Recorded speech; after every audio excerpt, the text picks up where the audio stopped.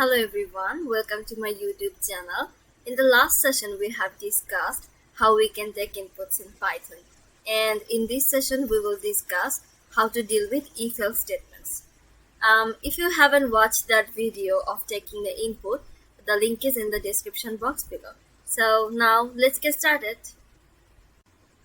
First of all, we need to know why we need an if-else statement.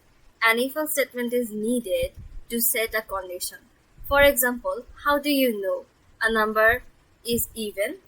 A number is even if it is divisible by 2. And if you take three numbers, suppose, how do you decide which one is the largest? Now, you need to compare among three numbers. For instance, if A is greater than B and if A is greater than C, A is the largest number among three. We will now write the code of how we can decide if a number is even or odd. To do that, I will take an integer user input, int input. I will write a message, type a number. If you don't know how to take an input, you can watch my video of taking input. The link is in the description box below. Now, we know that if a number is divisible by 2, we say it is an even number. Let's write it.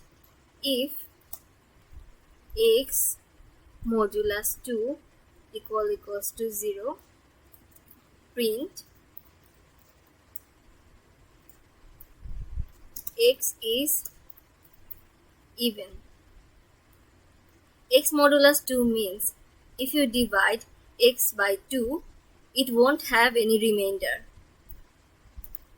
Now, we will write else. Else is interpreting that x is not divisible by 2. So, if x is not divisible by 2, it will be an odd number. So, x is odd. I will now run the program. In the Python console, we can see that it is asking for a number. I will randomly type a number. Let us take 67.